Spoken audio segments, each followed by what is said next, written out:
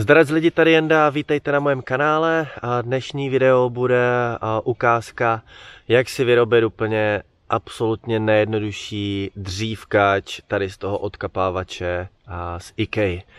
A ten odkapávač stojí, myslím, něco kolem 64 korun. Link uvedu tady v popisu videa. A jak si můžete všimnout, tak tady tenhle už byl použitý, ale sundal jsem z něho všechno. Ono tam toho vlastně až tolik není a jenom vám v rychlosti ukážu, jak takový dřívkáč prostě si vyrobit a jak ho okamžitě použít. Tak, pojďme na to. Tak jo, já jsem nad tím nějak úplně nepřemýšlel, díval jsem se na nějaké inspirace a jde s tím vyrobit, jde s tím udělat fakt opravdu hodně, když je člověk opravdu kreativní. A já jsem to chtěl hned používat, nechtěl jsem nad tím strávit moc času, takže jsem si koupil jenom 4 takovéhle šrouby a k tomu ke každému vlastně 2 matičky. A to jsem tímhle způsobem, že člověk si sundá vlastně tu jednu. Tady ze spodu máte otvory, takže úplně jednoduše. A tady vlastně díra, tady šroub, chytnu. Stejně tak udělám i ten zbytek. Takže hop.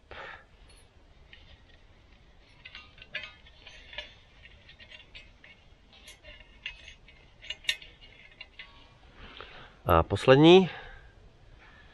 Hopla. Jo. Takže takhle a vlastně jediné, proč jsem to dělal, je, abych to nedával přímo vlastně na podloží, ale aby to ze spodu mělo ještě nějaký prostor pro přívod vzduchu. Jo. A po několika použitích jsem to ještě trošku vytunil a z druhé strany je tady vyřezán takovýhle otvor, je to normálně dělané flexou, šup, šup, šup. A ani jsem to zatím moc nezabrušoval, ale je to vlastně proto, abych tam mohl dávat ty moje větvičky i ze spodu a nejenom z vrchu. Když už tam budu něco mít, když budu budu tady mít třeba dané jehlice, budu tam mít prostě nádobu na vaření vodou, nebo si budu zrovna opékat, a tak abych si mohl jednoduše přiložit ze spodu. A pojďme se podívat, jak to funguje. Jo, tady jsem si to trošku odkryl, ono zem dokola je ještě furt docela vlhká, ale přece jenom tady je hodně suchých elementů, tady je hodně vlhká, ale nebudu rozdělávat velký oheň, je to spíš jenom pro příklad tady té prezentace.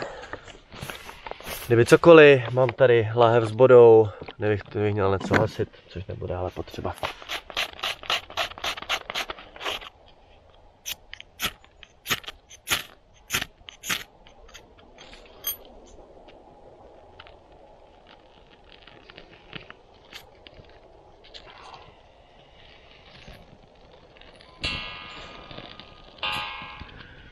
A jak mu to bude pomalu odhořívat, tak už může hezky dávat i ze spodu.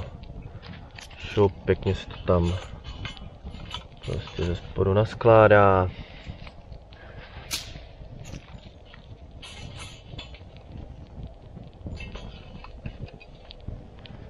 Tak a je to. Tak jo lidi, to je všechno, to byla jenom taková krátká ukázka, jak si rychle udělat tady tenhle parádní dřívkový vařič a jak si ho trošku prostě vytunit a člověk si může krásně opékat a nemusí za to utrácet velice žádné peníze.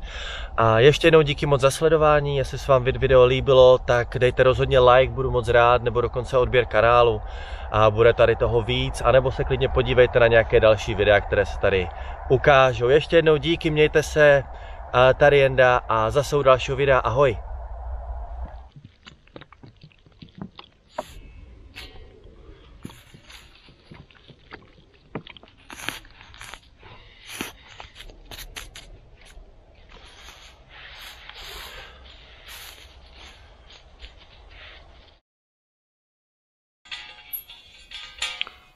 Jo, totální fail, že jo, já jsem to chtěl mít jako nohy a nohy většinou jsou to, aby to na nich stálo. Skvělé. Aha, nejde to tam zašroubovat. Jo.